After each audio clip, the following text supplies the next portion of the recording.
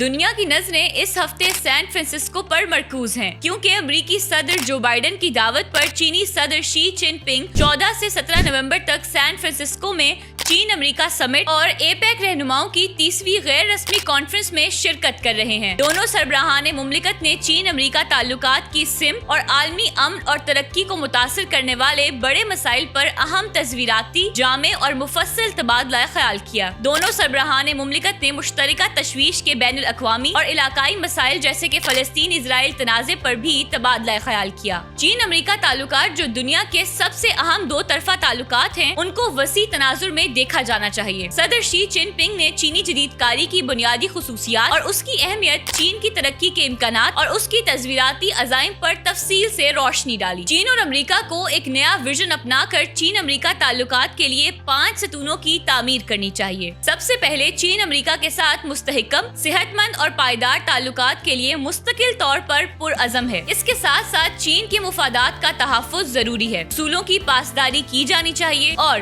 سرخ لکیروں کو عبور نہیں کرنا چاہیے۔ دوسرا، مشترکہ طور پر اختلافات سے مؤثر طریقے سے نمٹنا چاہیے۔ دونوں فریقوں کو ایک دوسرے کی جانب بڑھنے میں مدد کے لیے پل تعمیر کرنے کے طریقے تلاش کرنے چاہیے۔ تیسرا، باہمی فائدہ مند تعاون کو آگے بڑھانا چاہیے۔ چین اور امریکہ کے شعبوں میں وسیع تر مشترکہ مفادات ہیں، جن میں معیشت، تجارت، زراعت، موسمیاتی تبدیلی، مصنوعی ذہانت یعنی AI، خارجہ پالیسی، معیشت، مالیات، تجارت، زراعت، انسداد منشیات، عدالتی اور قانون نافذ کرنے والے امور، مصنوعی ذہانت، سائنس اور ٹیکنالوجی جیسے شعبوں میں تعاون کرنا ضروری ہے۔ چوتھا، بڑے ممالک کی معیشت سے مشترکہ طور پر ذمہ داریاں نبھانا ہے۔ انسانی معاشرے کو درپیش مسائل بڑے ممالک کے درمیان تعاون کے بغیر حل نہیں ہو سکتے۔ پانچواں، مشترکہ طور پر افرادی تبادلوں کو فروغ دینا ہے۔ فریقین کو براہ راست پروازوں میں اضافہ کرنا چاہیے، سیاحتی تعاون کو آگے بڑھانا چاہیے اور تعلیمی تعاون کو مضبوط بنانا چاہیے۔ دونوں صدور نے اس بات پہ زور دیا کہ تمام ممالک ایک دوسرے کے ساتھ احترام کا برتاؤ کریں، پرامن طریقے سے ایک دوسرے کے ساتھ رہنے کا راستہ تلاش کریں، رابطے کو برقرار رکھیں، تنازعات کی روک تھام کریں، اقوام متحدہ کے چارٹر کی پاسداری کریں۔ رہنماؤں نے اس سلسلے میں جاری بات چیت کا خیر مقدم کیا۔ چین اور امریکہ کے درمیان اختلافات تھے،